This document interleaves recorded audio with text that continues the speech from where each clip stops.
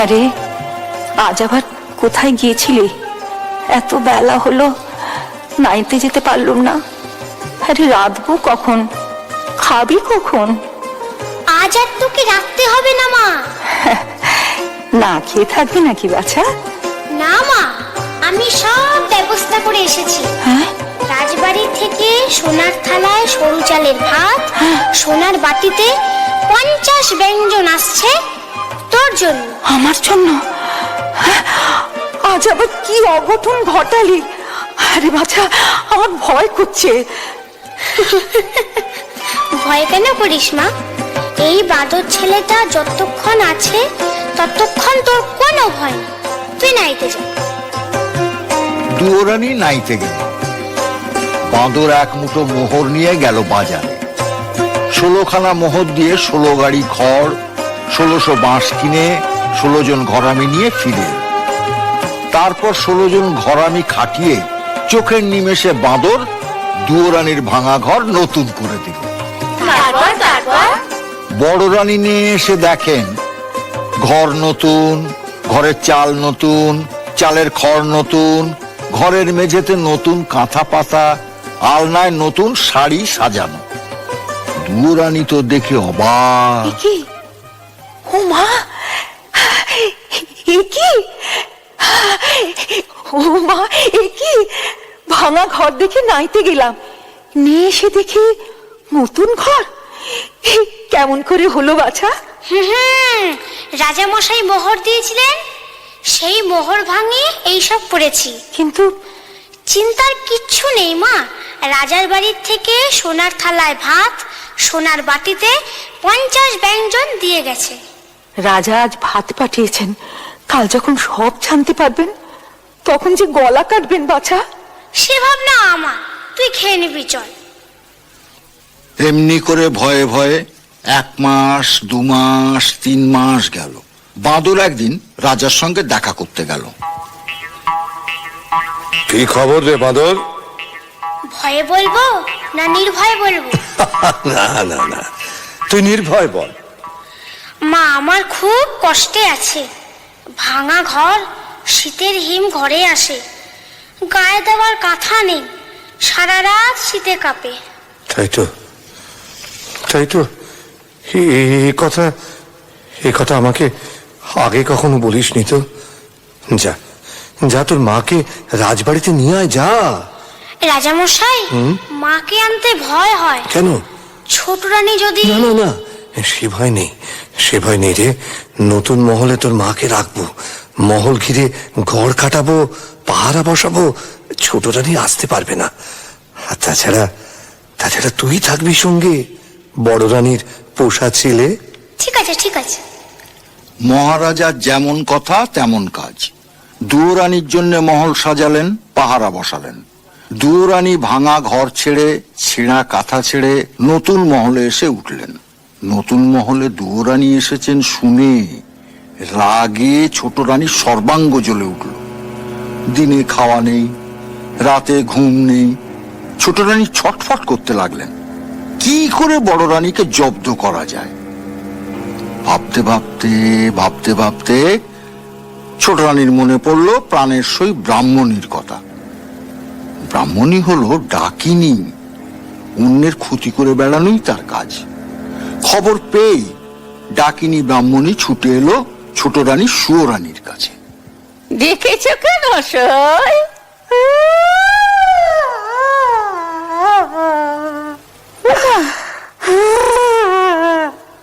ব্রাহ্মণী, এসব ব্রাহ্মণী, আমার একটু কাছে বসো।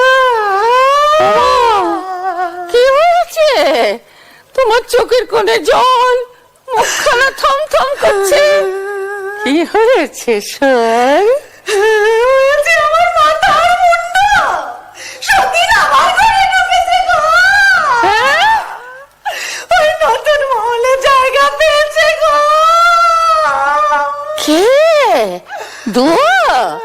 দুয়োরানি? তবে আর বলছি কি আমি? বড় রানী, ওই দুয়োরানি রাজার মন জুড়ে বসেছে গো। সে আবার ছেলের মা হবে, মা হবে যে ছেলের। আর কিচ্ছু ভালো লাগছে না।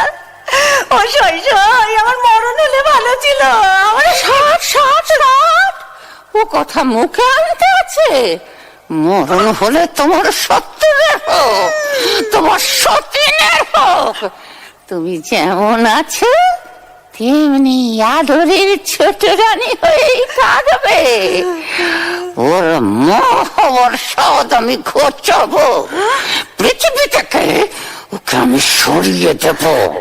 পারবে? পারবে তুমি সই? পারবে?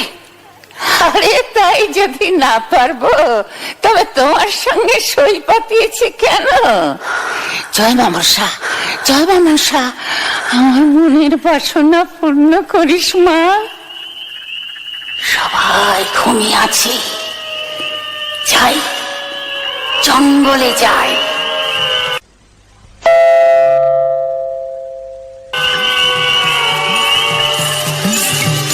সাপ ধরতে হবে, বিষ বিষ চাই, বিষ।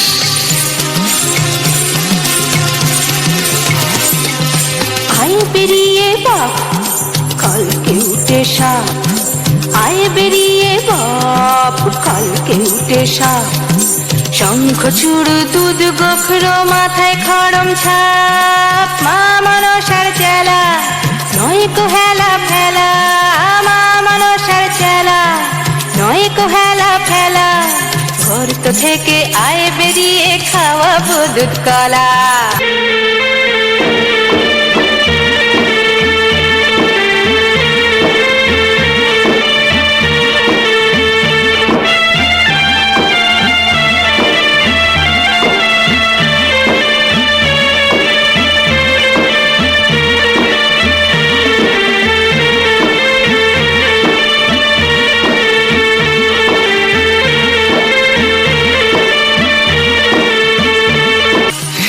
সাপ ধরতে হবে, বিষ বিষ চাই, বিষ।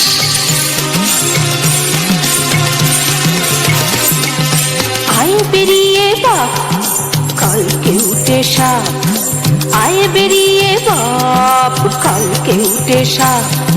শঙ্খ চূড় দুধ গোখর মাথায় খড়ম ছাপ, মা মনসার চেলা নয় কো হেলা ফেলা, মা মনসার চেলা নয় কো হেলা ফেলা। গর্ত থেকে আয় বেরিয়ে খাওয়াবো দুধ কলা।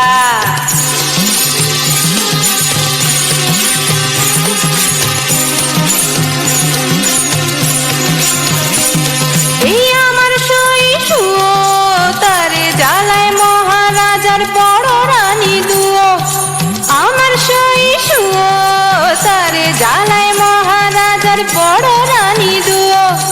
মুখের থেকে বিষ একটু যদি দিস, মুখের থেকে বিষ একটু যদি দিস, নাড়ুর সাথে খাইয়ে দেব সাঙ্গ ইহলীলা।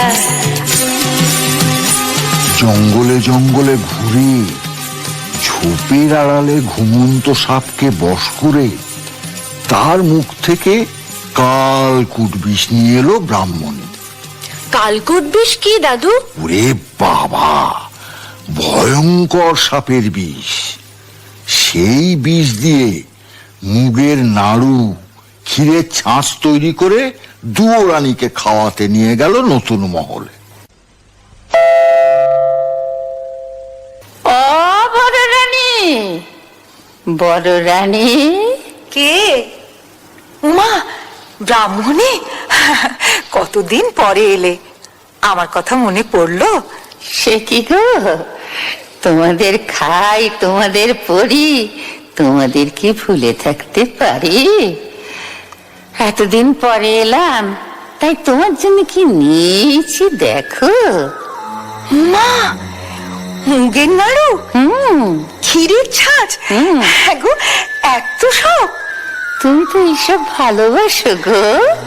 সত্যি তো, কতদিন খাইনি। এই এখানে রেখে গেলাম, খেও কিন্তু। খাবো গো খাবো, তোমার হাতের মিষ্টি খাবো না? হ্যাঁ, খেও। আর তোমার ওই পোষা ছেলে বাঁদরটাকেও দিও। খেলে বুঝতে পারবে এই বামনির হাতের জিনিস কেমন খেতে লাগে। আচ্ছা গো, আচ্ছা।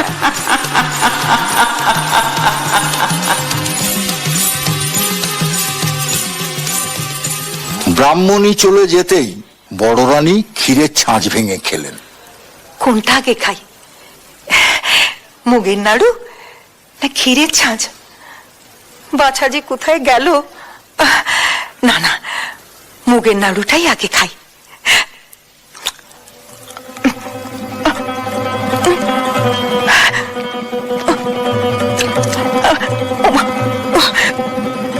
এই যে গলা চলে যাচ্ছে, জিভটা শুকিয়ে যাচ্ছে, কষ্ট হচ্ছে। কি হয়েছে তোর মা? তোর কি হয়েছে? বল মা, বল কি হয়েছে? বাছা, আমার বুক জ্বলে গেল, আরে চোখে আধার দেখছে। ও বাবা, মরে গেলাম। তোর এই অবস্থা কি করে হলো মা? কি করে হলো তোর অবস্থা? ওই ব্রাহ্মণী আমার মিষ্টি খেতে দিয়েছিল বাবা। সেই মিষ্টি খেয়ে আমি আর বাঁচবো না। আর গলা কিরকম শুকিয়ে যাচ্ছে, আমি আর বাঁচবো না। বিষ? মিষ্টির সঙ্গে বিষ মিশিয়ে দিয়েছে? তুই কাঁদিস না মা, তুই কাঁদিস না। তোর কোনো ভয় নেই। আমি যখন আছি তখন তোর ক্ষতি কেউ করতে পারবে না। আমি এক্ষুনি ওষুধ নিয়ে আসছি। তুই কাঁদিস না মা, তুই কাঁদিস না। বাঁদর বড় রানীকে রেখে ছুটে গেল বনে ওষুধের সন্ধানে।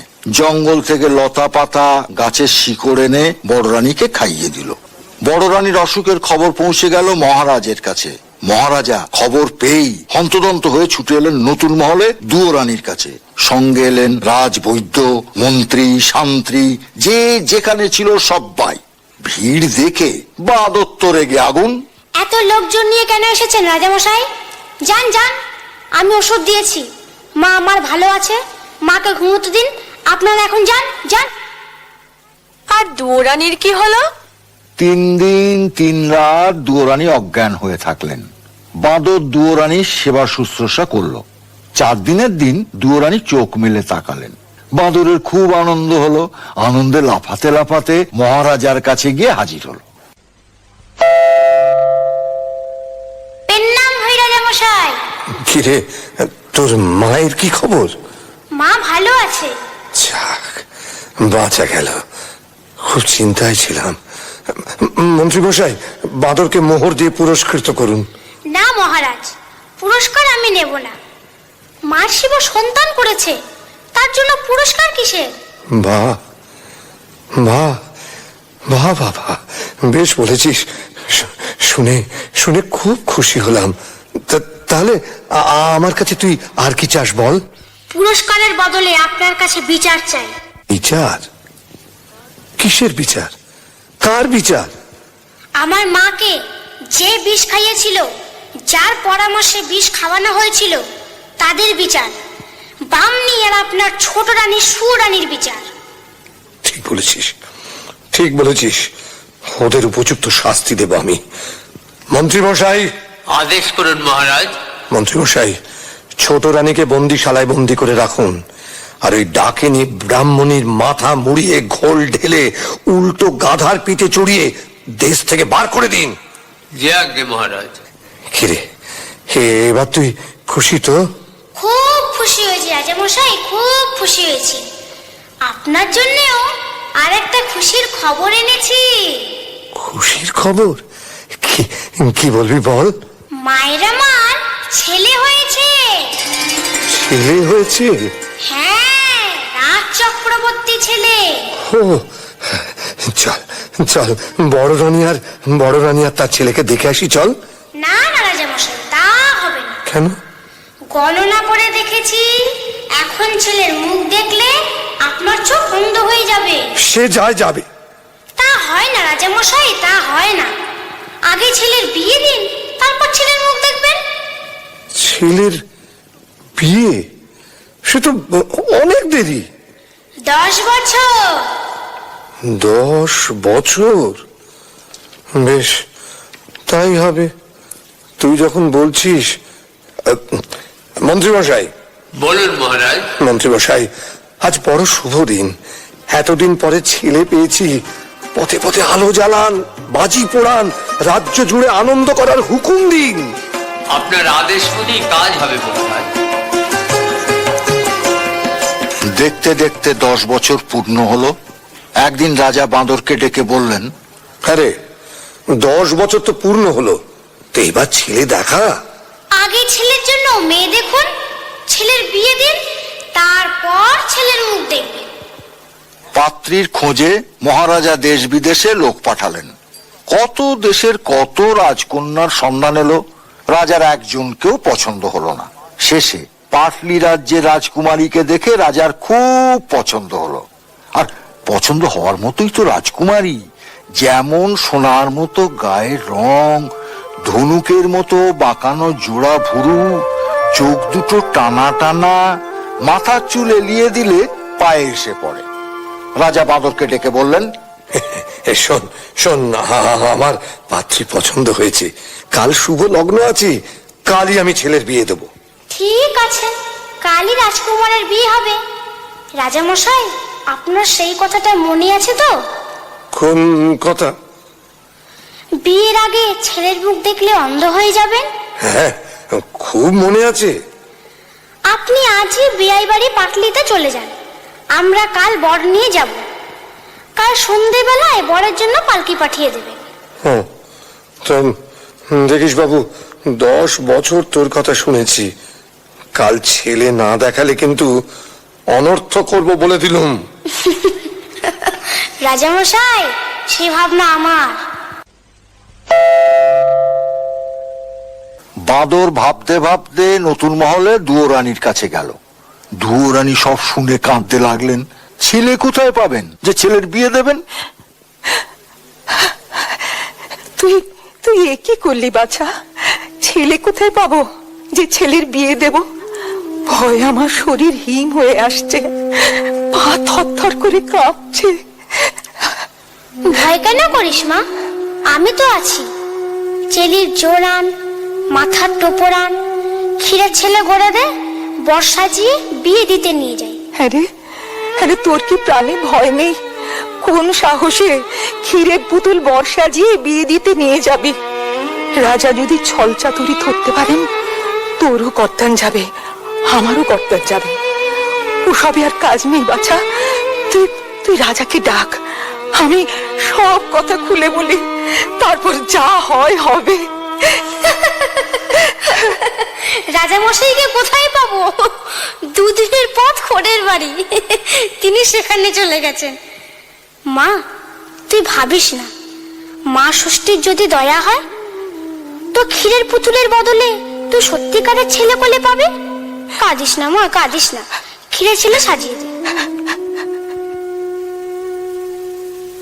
দুয়োরানী ক্ষীরের ছেলে গড়লেন, তাকে চেলির জোড় পরালেন, জরির জুতো পরালেন, সোনার টোপর পরালেন।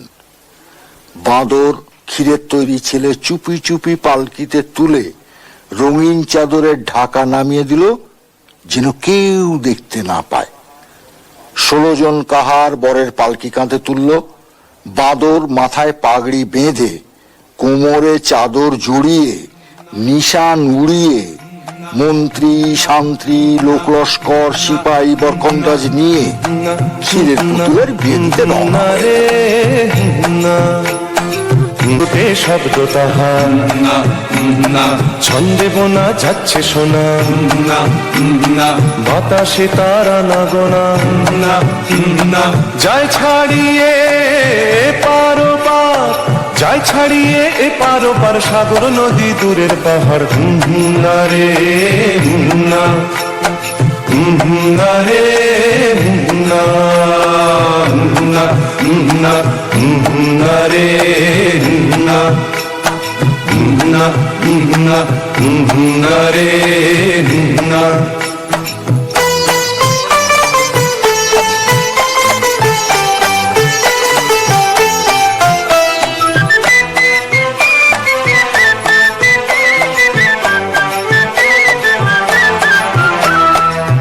পালকিতে যায় ঢাকনা ফেলে, না না দিগনগরের রাজার ছেলে। না না পালকিতে যায় ঢাকনা ফেলে, না না দিগনগরের রাজার ছেলে। না না লোক লস্কর শান্তি সিপাই, না না ঘোড়ায় চেপে মন্ত্রী মশাই। ছোট্ট বাঁদর কর্তা সেজে চলছে আগে খোশ মেজাজে। ছোট্ট বাঁদর কর্তা সেজে চলছে আগে খোশ মেজাজে। রে না রে না, পাগড়ি বেঁধে মাথায় তাহার, পাগড়ি বেঁধে মাথায় তাহার, লম্বা লাঠি হাতের বাহার। না রে না, না রে না, না না না রে না, না না না রে না।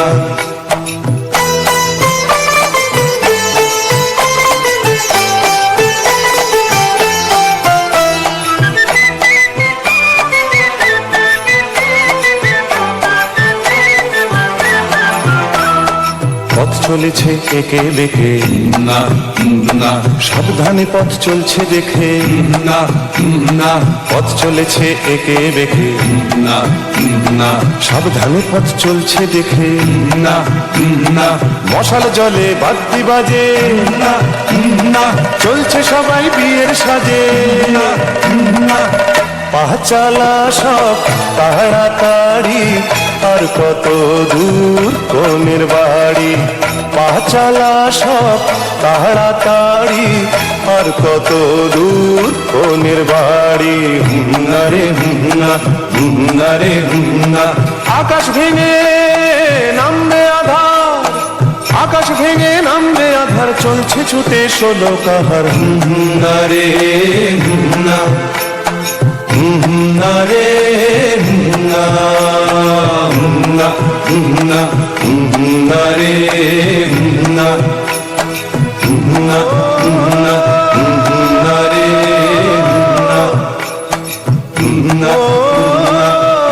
না রে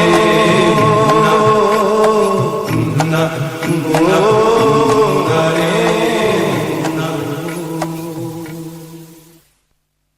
দাদু তারপর কি হলো?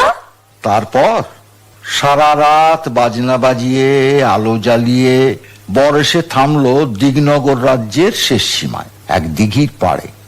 দিঘির পাড়ে একটা মস্ত বড় বট গাছ। বট গাছের নিচে মা ষষ্ঠীর মন্দির। গ্রামের বৌঝিয়েরা রোজ এসে মন্দিরে পুজো দিয়ে যায়, তবেই মা ষষ্ঠীর খাওয়া হয়, খিদের জ্বালা মেটে। সেদিন আর কেউ পুজো দিতে এলো না। কেন দাদু, কেন এলো না? এই আবার তুই কথা বলছিস? বারে কথা বললাম কই, কেন পুজো দিতে এলো না তাই জিজ্ঞাসা করলাম। ঠিক আছে দাদু, তুমি গল্প বলো। হ্যাঁ, মন্ত্রী মশাইয়ের হুকুম, বট গাছ তলায় পালকিতে বর বিশ্রাম করছে, মন্দিরের দিকে যেন কেউ না যায়। ও বাঁদরের হুকুমে রাজার লোকজন দিঘির জলে নিয়ে খেয়ে দিয়ে তাঁবুর ভিতরে শুয়ে থাকলো। এদিকে যত বেলা বাড়তে লাগলো, মা ষষ্ঠী খিদের জ্বালায় ছটফট করতে লাগলেন।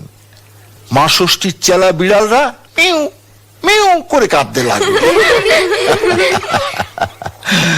বাঁদর তখন মনে মনে ফোন দিয়ে হেঁটে পালকির দরজা একটু খুলে রেখে বট গাছের ডালে পাতার আড়ালে চুপ করে লুকিয়ে বসে থাকলো, যেন কেউ দেখতে না পায়।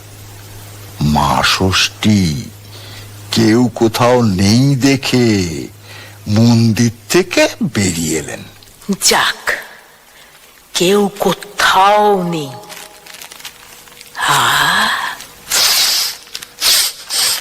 কি সুন্দর ক্ষীরের গন্ধ, কিন্তু কেউ তো আজ নৈবেদ্য দিতে আসেনি। তবে ক্ষীরের গন্ধ কোথা থেকে আসছে? হ্যাঁ, ওই তো ওখানে একটা পালকি। দেখি দেখি পালকির মধ্যে কি আছে দেখি। ওমা, এই যে ক্ষীরের পুতুল বর সাজিয়ে বসিয়ে রেখেছে। ও বড্ড খিদে পেয়েছি, আর আমি সহ্য করতে পারছি না। এবার খাই, একে খাই।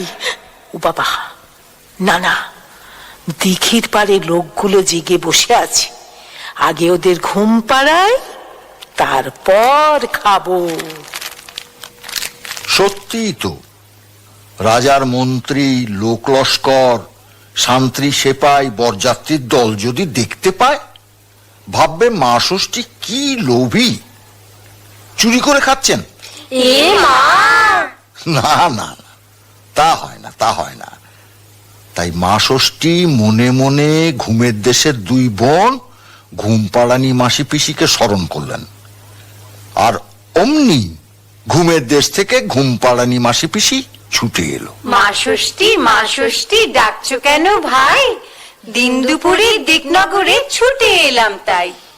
সূর্যি ঠাকুর মাথার ওপর উঠছে মাটিতেতে, সকাল গিয়ে দুপুর হলো, ভোগ পায়নি খেতে।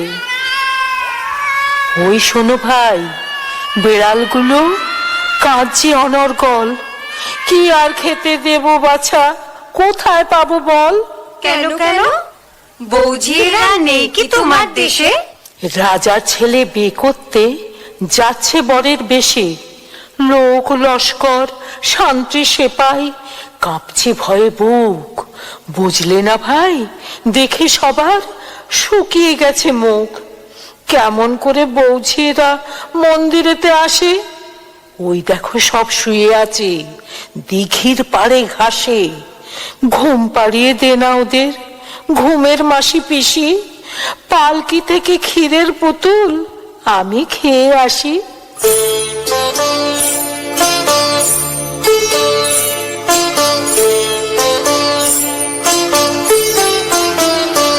আমি ঘুমের পিসি, আমি ঘুমের মাসি, আমি ঘুমের পিসি, আমি ঘুমের মাসি। আমরা দুজন যখন তখন ঘুম পাড়িয়ে আসি, আমি ঘুমের পিসি, আমি ঘুমের মাসি, আমি ঘুমের পিসি, আমি ঘুমের মাসি।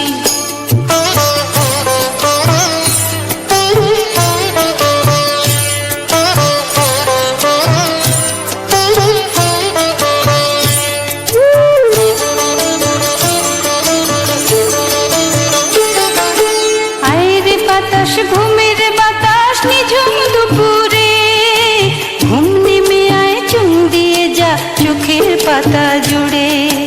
আয় রে বাতাস, ঘুমের বাতাস নিঝুম দুপুরে, ঘুম নেমে আয় চুম দিয়ে যা চোখের পাতা জুড়ে।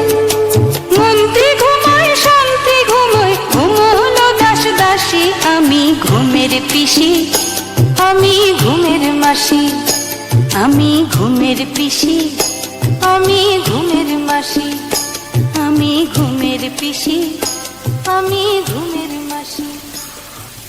সবাই ঘুমিয়ে পড়ল। ঘুমোয়নি কেবল গাছের ডালে লুকিয়ে থাকা ছোট্ট বাঁদর। বুঝলে না, বাঁদর তো আর মানুষ না, পশু, তাই সে ঘুমোয়নি। সে তার ছোট ছোট চোখ মেলে সব দেখছে।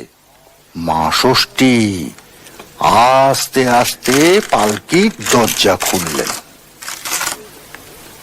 ক্ষীরের ছেলে তুলে নিলেন। বাহ, কি সুন্দর! কোনটা আগে খাই, কোনটা আগে খাই? মাথাটা খাই না পেটটা খাই না হাতটা খাই? না, মাথাটা আগে খেয়ে ফেলি। কি সুন্দর! পেটটা কিরম তুলতুল তুলতুল করছে, পেটটা খেয়ে নেই। এবারে পাটা খাই। তারপর তাড়াতাড়ি মুখ মুছে যেই মন্দিরের মধ্যে ঢুকতে যাবেন, অমনি বাঁদর ঝুপ করে গাছ থেকে লাফিয়ে পড়েই মা ষষ্ঠীর আঁচল টেনে ধরলো। কোথায় যাচ্ছ মা ঠাকুরন? ভেবেছে কি দেখতে পাইনি? ক্ষীরের ছেলে চুরি করে খেয়ে পালাচ্ছ? আমি সব দেখেছি। আমার হে মুখ পোড়া বলে কি, সর সর সর, আমি পালাই, আমি পালাই। পালাতে তোমাকে দিচ্ছে কে? আগে ছেলে দাও, তবে ছেড়ে দাও। চুপ কর, চুপ কর, আসতে বল, কি কোথায় আছে শুনতে পাবি। শোনে শুনুক, লোকে জানুক, মা ষষ্ঠী আমার ক্ষীরের ছেলে খেয়ে ফেলে। লোভী কথাকার। খেয়েছি খেয়েছি, খিদে পেয়েছিল তাই খেয়েছি। এই যে মা ষষ্ঠী, আমার ক্ষীরের ছেলে ফেরত দাও। এই দেখ, এখন কোথা থেকে পাবো বল?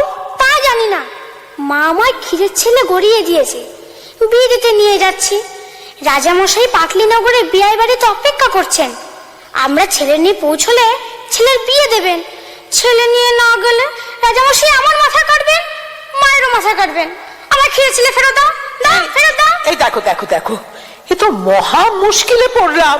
আমি সব ভাইকে বলে দেবো তুমি দেবতা হয়ে ক্ষীরের ছেলে চুরি করে খেয়েছো।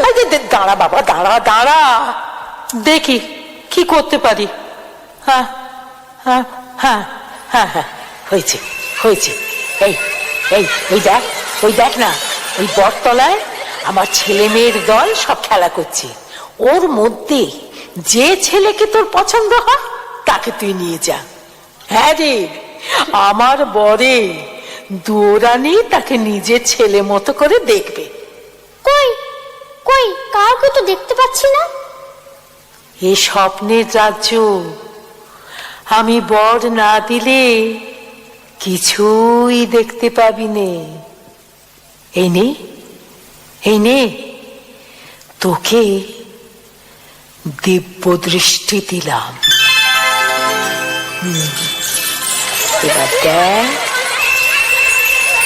চোখ চেয়ে দেখ, সব দেখতে পাবি।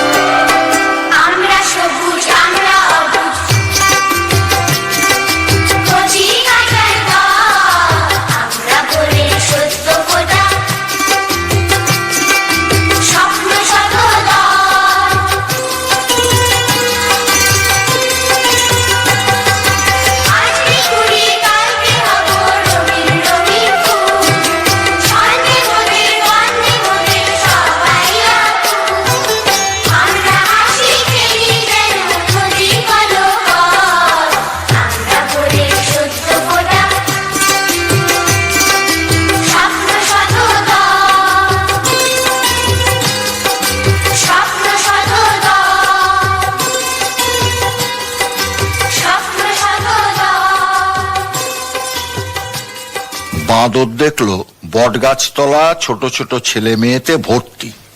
আমাদের মতো? ঠিক তোমাদের মতো। কেউ দস্যি, কেউ লক্ষ্মী, কেউ বাঁশি বাজাচ্ছে, কেউ পায়ে নুপুর বাজিয়ে কচি কচি হাত ঘুরিয়ে নেচে গেয়ে বেড়াচ্ছে।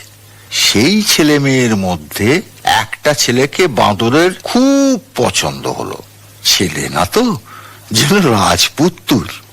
বাঁদর ছেলেটাকে তাড়াতাড়ি কোলে তুলে নিল। যেই বাঁদর ছেলেটাকে কোলে তুলে নিল, অমনি স্বপ্নের দেশ যেন কোথায় মিলিয়ে গেল। বাঁদর দেখলো কোথায় ষষ্ঠী ঠাকুরন, কোথায় কে? বটতলায় দিঘির পাড়ে ছেলে কোলে সে একা দাঁড়িয়ে আছে। বাঁদর তখন লোকজন ডেকে সেই সোনার চাঁদ ছেলেকে রাজপুত্রের সাজে সাজিয়ে পালকিতে বসিয়ে বাদ্যি বাজিয়ে দিঘনগর ছেড়ে চলে।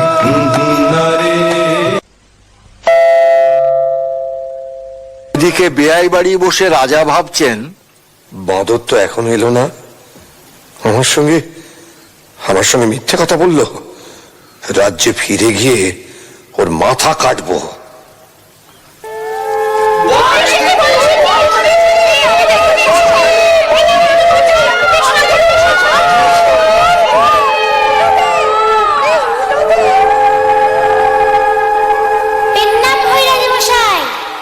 কিরে বাঁদর, আমার ছেলে কোথায়? ছেলে দেখা, ফের যদি মিথ্যে কথা বলিস তো তোর গর্দান নেব। রাজা মশাই, বাদর কখনো মিথ্যে কথা বলতে শেখেনি। আপনার ছেলে ওই পালকিতে বসে আছে। তাই নাকি? যান, নিয়ে আসুন। ও ঠিক আছে, যাই দেখি।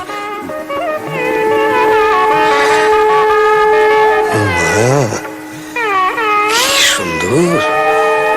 বাদর তো মিথ্যে কথা বলেনি। এসো বাবা, এসো এসো আমার সঙ্গে, এসো এসো এসো বাবা, এসো এসো। ছেলেকে পেয়ে রাজামশাইয়ের খুব আনন্দ। ছেলের হাত ধরে নিয়ে এসে সবাই বসালেন।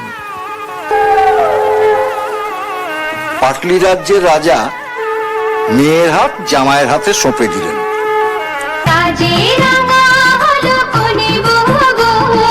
মালা বদল হবে এ রাতে, আজ মালা বদল হবে এ রাতে রে। লাজে রাঙা হলো কোনে বহবো, মালা বদল হবে এ রাতে, আজ মালা বদল হবে এ রাতে। লাজে রাঙা হলো কোনে বহবো, মালা বদল হবে এ রাতে, আজ মালা বদল হবে এ রাতে। রাজা ছেলের বিয়ে দিয়ে তার পরদিন ছেলে বউ নিয়ে বাঁদরের সঙ্গে দেশে ফিরে গেলেন। এলো লাল চেলিয়ার সিথির সিঁদুর বে, লজ্জা এলো লাল চেলিয়ার সিথির সিঁদুর বে।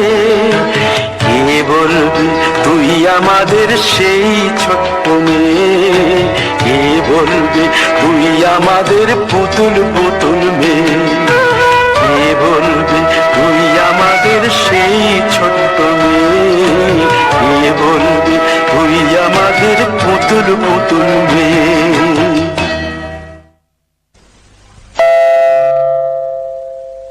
বিয়ের বাজনা শুনে বড় রানী দুয়োরানীর বুক ভয়ে কাঁপতে থাকে।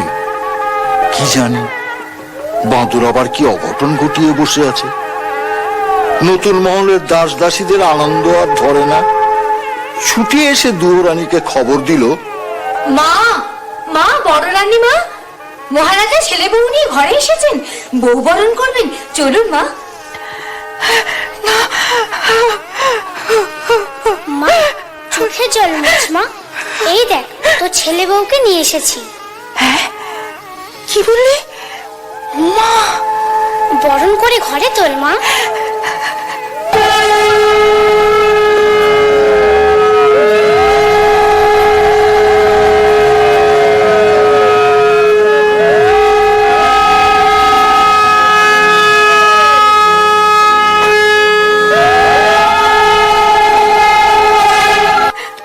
বলেছিলাম না মা, তোর দুঃখ আমি ঘোচাবো। তুই ছেলে পেয়েছিস, ছেলের বউ পেয়েছিস, 7 মহল বাড়ি, 700 দাসদাসী, রাজ স্বামী ফিরে পেয়েছিস। এবার তুই একটু হাস মা, একটু হাস মা। কতদিন তুই হাসিসনি। তোর হাসি দেখে আমি মন ভরাই। বনের প্রাণী বনে চলে যায়। না, ওরে না না, তোকে আমি কিছুতেই যেতে দেব না, কিছুতেই যেতে দেব না বাছা। না বাছা, তোর জন্য আমি সব ফিরে পেলাম মা। হ্যাঁ, তুই আমার সব, তুই আমার সব, তুই আমার এই বুকের মধ্যে চিরকাল থাকবি বাছা। আমাকে আমাকে মা বলে ডাকবি মা। ডাক বাছা, মা, মা, ডাক, আবার আমাকে মা বলে ডাক। মা, ডাক বাছা, ডাক ডাক। মা, আয় আমার বুকের কাছে আয় মা।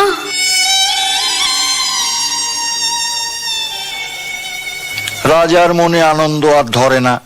মায়া রাজ্যের 8000 মানিকের 8 গাছা চুড়ি, 10 ভরি সোনার 10 গাছা মল, মুক্তোর হার, নীল রেশমের নীল শাড়ি ছেলের বউকে পরিয়ে দিলেন। রাজা মশাই বাদরকে কিছু দিলেন না? দিলেন না মানে নিশ্চয়ই দিলেন।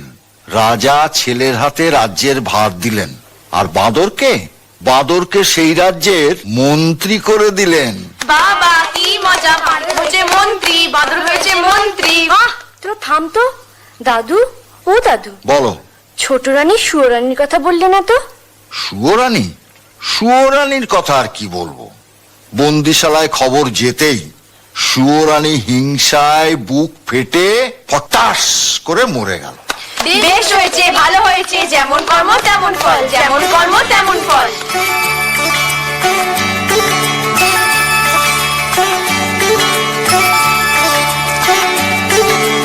আমার কথাটি পুরলো, নোটে গাছটি মোড়লো। আমার কথাটি পুরলো, নোটে গাছটি মোড়লো। ক্ষীরের পুতুল গল্প শুনে মনটা তোদের জুড়লো। আমার কথাটি পুরলো, নোটে গাছটি মোড়লো।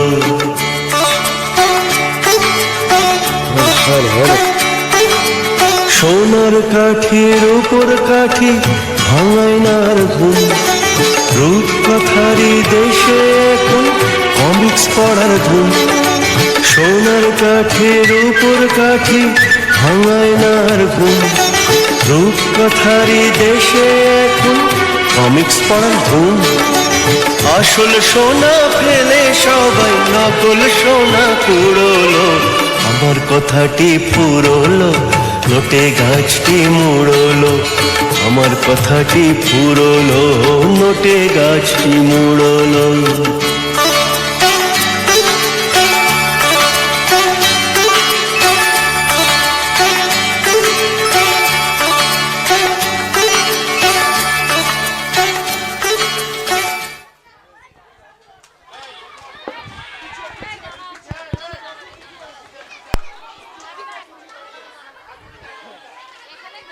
এখানেই আজকে বিদ্যালয়ের ছাত্রছাত্রীদের পরিবেশিত নাটকটি শেষ হলো, সমাপ্ত হলো।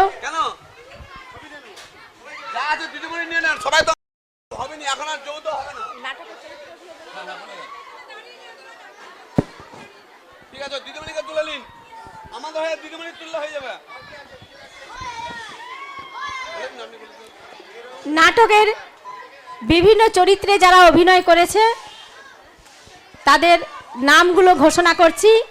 দাদু চরিত্রে অভিনয় করেছে তহিদুর রহমান খান। বাচ্চারা হয়েছে উম্মে হাবিবা মাহেরা, মুস্কান খাতুন, সুহানি খাতুন, আয়েশা খাতুন। রাজা মশাইয়ের চরিত্রে রয়েছে শেখ সাজিদ হোসেন, মন্ত্রী মইফুজ খান। সুয়োরানীর চরিত্রে রয়েছে জিয়ানা খাতুন, সুয়োরানীর চরিত্রে রয়েছে সেলিনা পারভিন। দুয়োরানীর চরিত্রে রয়েছে জিয়ানা খাতুন। বানর হয়েছে মোহাম্মদ রাজা কাদরি। ব্রাহ্মণীর চরিত্রে অভিনয় করেছে মিনারা খাতুন। রাজবৈদ্য হয়েছে আয়েত খাতুন। মাঝি রোশনি খাতুন, নাসরিন খাতুন। রাজপুত্র রাহাত খান, রাজপুত্রবধূ মিসবা খাতুন। মা ষষ্ঠী রোশনি খাতুন। মাসি পিসি রৌনক খাতুন, রোজিনা খাতুন। সাপের চরিত্রে অভিনয় করেছে রোজিনা খাতুন। অনুষ্ঠান এখানে সমাপ্ত করলাম।